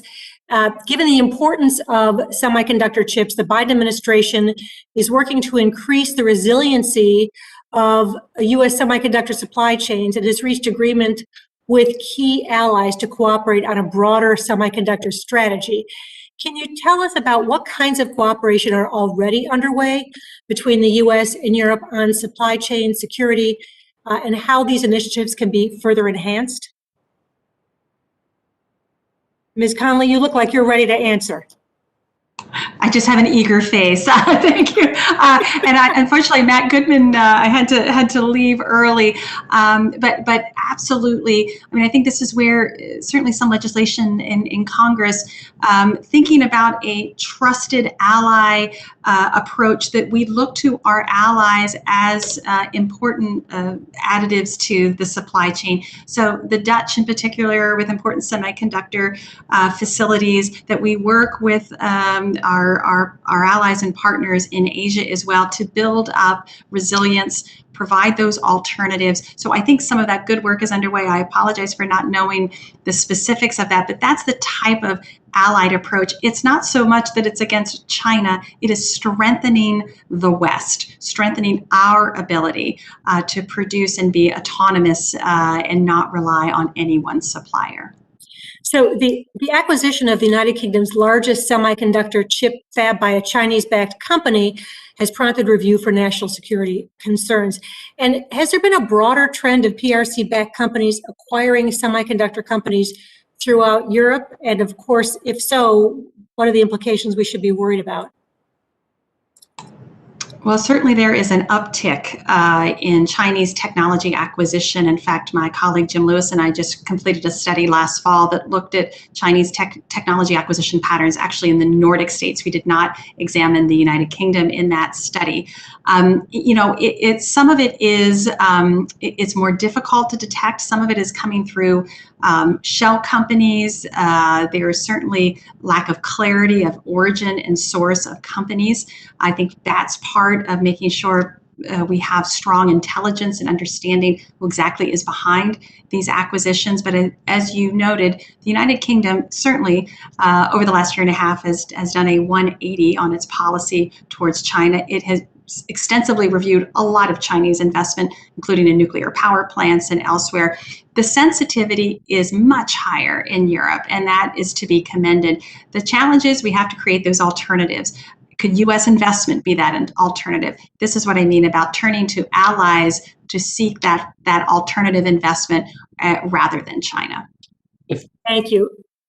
Someone else want to jump in? Sure. If I could just build upon that, I think one of the real challenges is these opaque funding mechanisms in vehicles and ambiguous partnerships that have been stood up.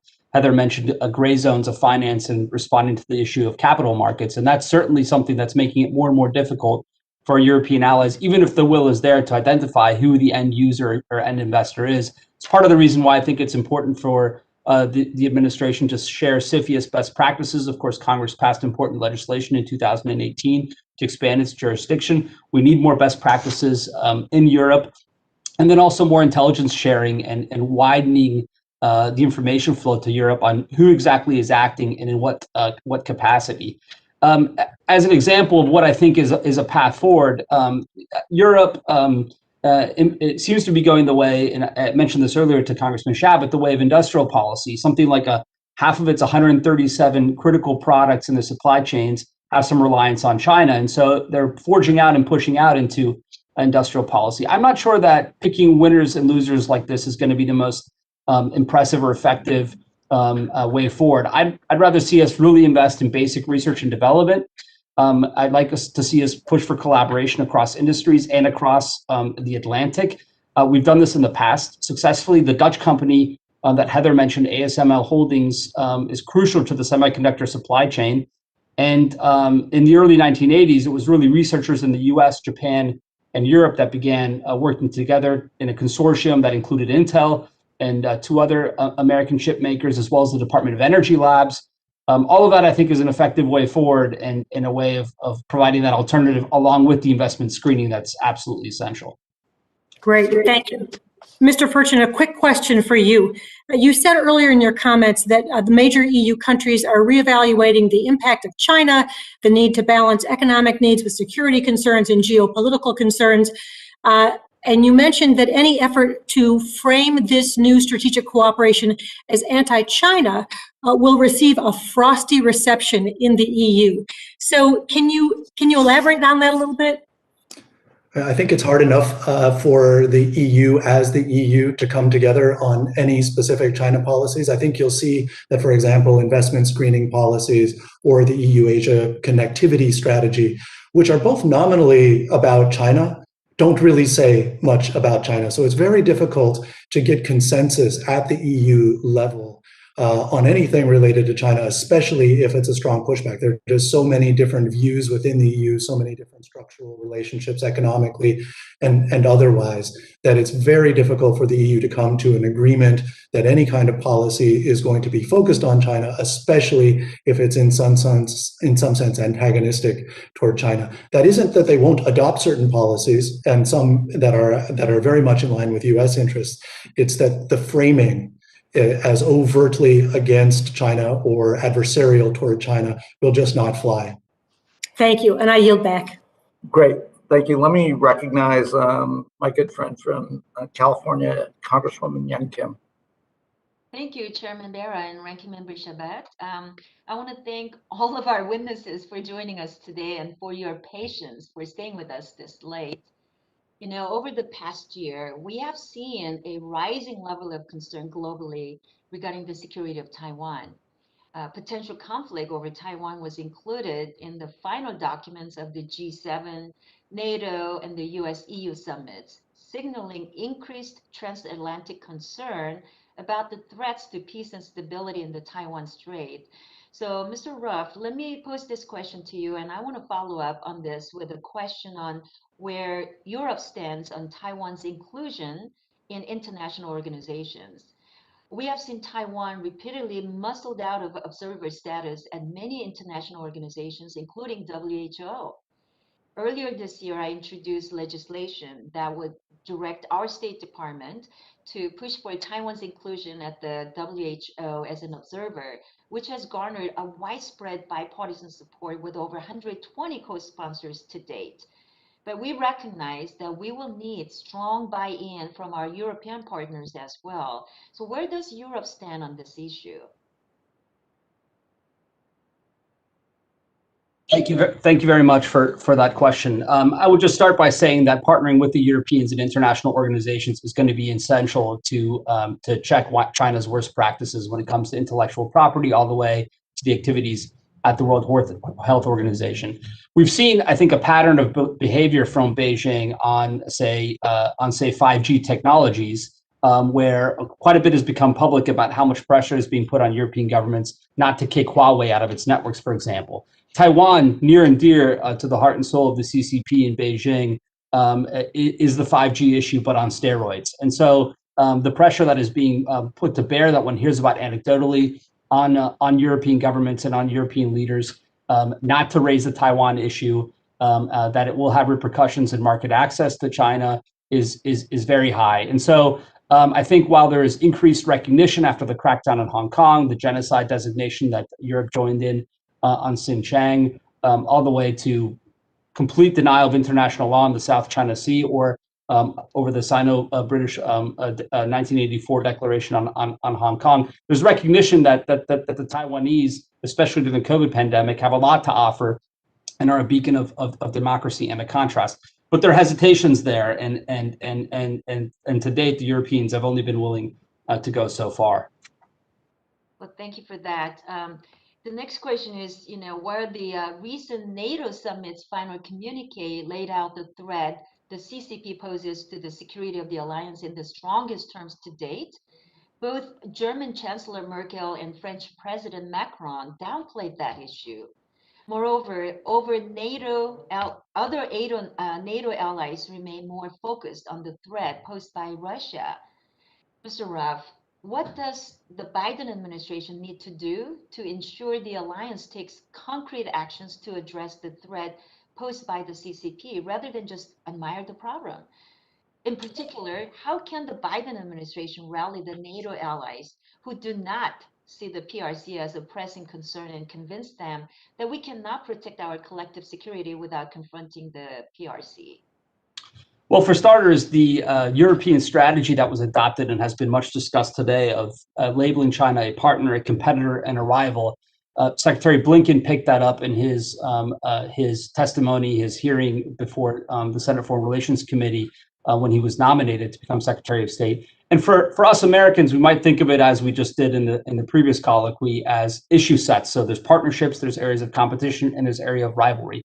But really, part of the reason why I think the European Union fits the strategy so well is it allows each country to pick whatever designation they want and take it as their own. So Chancellor Merkel has never used the word rival to describe China. The French were not pleased at the inclusion of Taiwan in the NATO communique. I think that's an open secret at this point. And so there are different attitudes from, say, the Czech Republic all the way to Germany on Taiwan, and that variation is there in Europe. What the Biden administration can do is, I think, first of all, ensure that as the U.S. gets tougher on China, that Europe is not an open window. So if we lock the door, put the Europeans on investment screening, on export controls, also an area we just spoke about semiconductors, where the U.S. has leaned on the Dutch government to make sure that ASML does not export semiconductors, key materials to mainland China that helped us win the 5G battle. We have to make sure that we're robust at home on that, and then we have to work together, I think, to forge the economic future,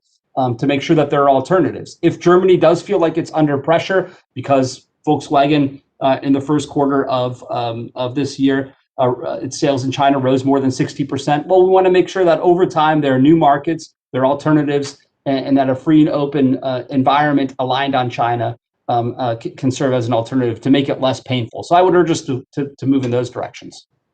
Thank you. I could go on, but I know my time's up, so I yield back. Thank you. Thank you.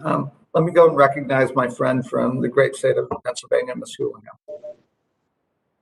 Thank you, Mr. Chair. Can you all hear me okay? Oops, we can't hear you. Cannot hear me? Or you, if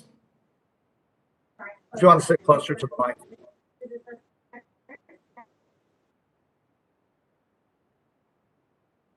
Can you hear me?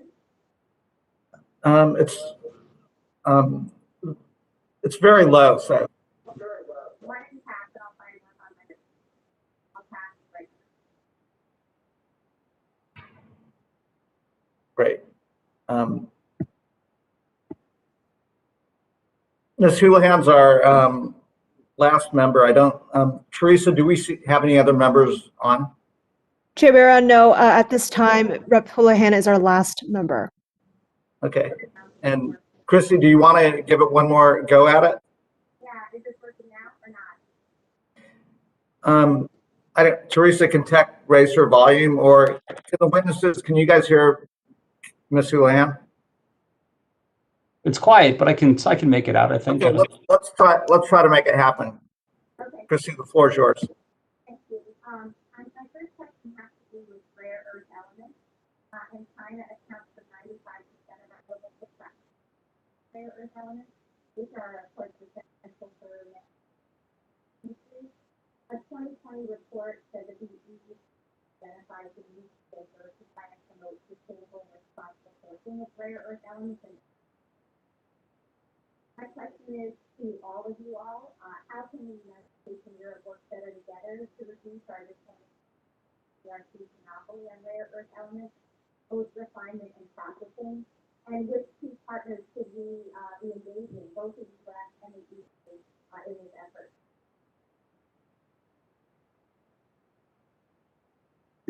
I think the question was about rare earth elements in China.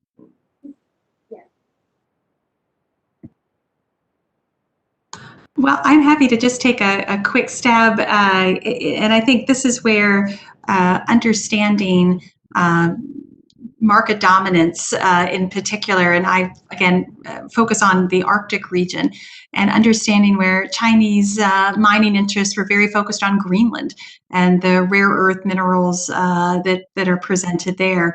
I think this was a wake-up call for the United States, and now the United States is working with the Kingdom of Denmark to increase its investment opportunities and economic opportunities in Greenland. At the same time, the new Greenlandic government has pushed back against some of the Chinese mining interests and seeking a different, more ecologically friendly economic approach. So we see where we are waking up to understanding where these important minerals are and making sure there's diversity of supply, which requires the U.S. to engage. And at the same time, I think responsible home rule governments as well as governmental authorities understand the costs of this type of Chinese development. So I think there's some good news there, but we have to remain vigilant and focused.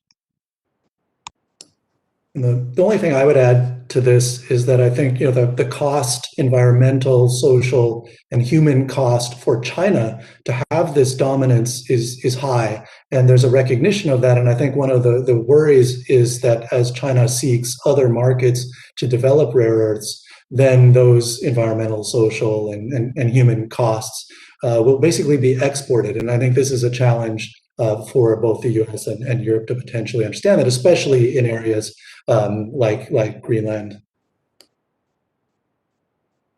Thank you. And with what's left of my time, I would like to change to intellectual property and how the United States and the EU can work together to help prevent better IP theft by China or frankly by any other. I'm not sure if I caught the full question, but I think it was about investment in properties in the United States. Or was it IPR? Or maybe it was IPR. Yeah. Okay, intellectual property.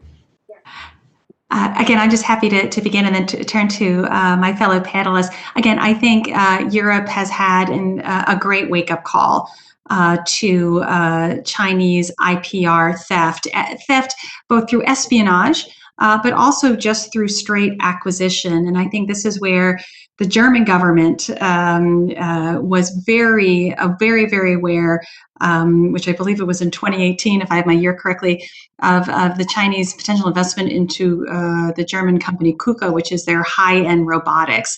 They understood that Germany's innovative and economic strength was purchased, and they also saw a lot of Chinese investment in German universities and research and development. That's of course across many excellent European universities and their R&D centers. So again, acknowledgement of the problem, pushing back that investment screening toolkit that the EU and the member states are working on with different degrees of focus. A lot of this is intelligence. A lot of this is transparency of who the purchase is. But Europe has awoken to this. They are pushing back, and certainly the Germans and the British are much more cognizant of this. But we still have a ways to go. Thank you. I'll go back to balance of my time, and thanks for putting up with. Well, Great, thank you. Oh, go ahead. I would just add, in my view, I mean, this is a great example of where we can show the Europeans that that the choice between the United States and China, if we don't want to frame it that way for a variety of reasons, is nonetheless real, because the Chinese have perfected this model of acquiring stakes in companies. China's state-owned automaker owns 10% of Daimler, for example. The Chinese invited major Japanese and French actors into joint ventures on high-speed rail. They acquired the technologies licitly or illicitly, and now both are cut out of the market. One can imagine where automobiles are heading. The same also, I would add, on commercial aviation industries. These are the most competitive parts of the European economy, where Beijing is, for example, purchasing an American-French jet engine for their principal new commercial aviation prototype, and then presumably extracting a lot of the IP and a lot of the technology, and then cutting us and others out of the market. So this is a pattern that we've seen on the Chinese side, and I think as the Europeans see that there isn't really a choice between the U.S. and China, but a choice between having a competitive economy of the future that's allowed to compete in a free and open world, or really one that's kind of a Sino hierarchy of vassals with the Europeans underneath these Chinese companies. I think as that choice becomes increasingly clear, they'll be more and more prone to align with us on a variety of issues. Great. Thank you for that. And Teresa, any additional members? No, sir, not at this time. Okay, seeing none, I'll go and make a closing statement. And seeing the ranking member, Mr. Shabbat, on, certainly will give him an opportunity.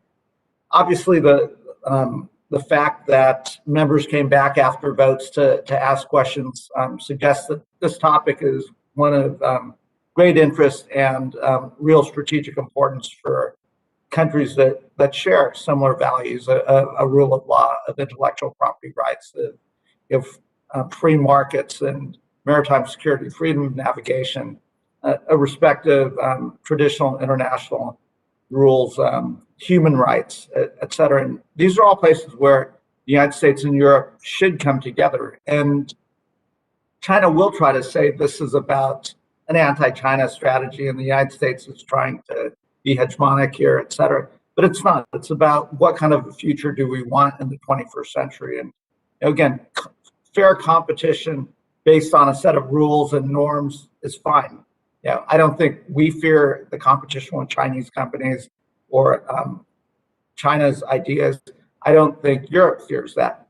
But this is about the values that bring us together in the transatlantic and increasingly with our allies in Asia, in Japan, and Australia, New Zealand, Korea, young budding democracies in the ASEAN nations, India as a mature democracy. So, I look forward to working together with the ranking member, Mr. Shabbat, on these issues, and certainly with our colleagues on the Europe subcommittee and on other subcommittees.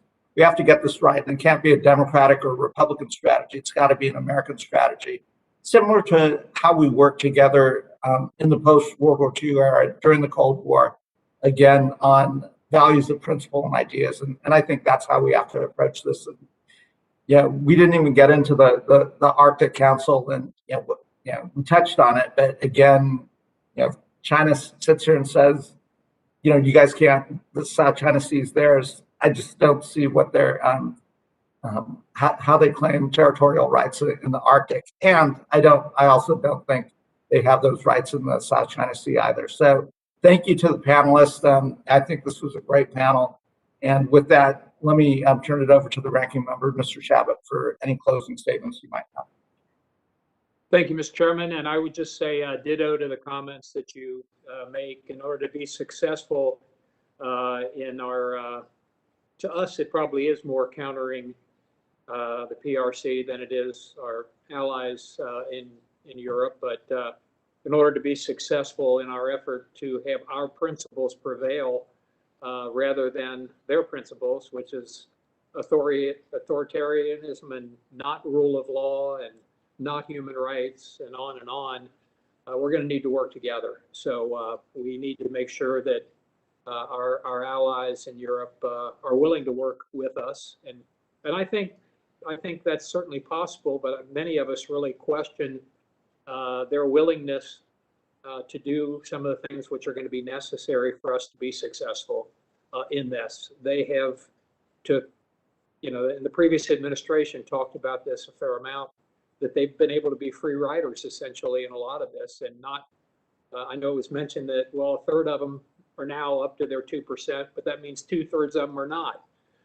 So they've got a long way to go. And yes, I hope we can work together, but I hope it's not lip service that we're receiving from our allies in the future, that it's a real willingness to do some of the heavy lifting that's going to be necessary if the principles that we all believe in are going to prevail in this long-term, for lack of a better term, let's say rivalry that we have. And that's probably as nice a word as you can put on it. Thank you for holding this hearing. I think the witnesses were excellent, and I'll yield back. Great.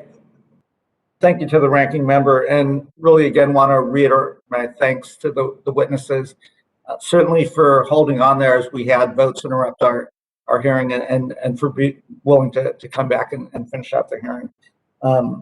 Yeah, and with that, the meeting and hearing is now adjourned. Virtual gavel coming down. Thank you, everyone. Thank you.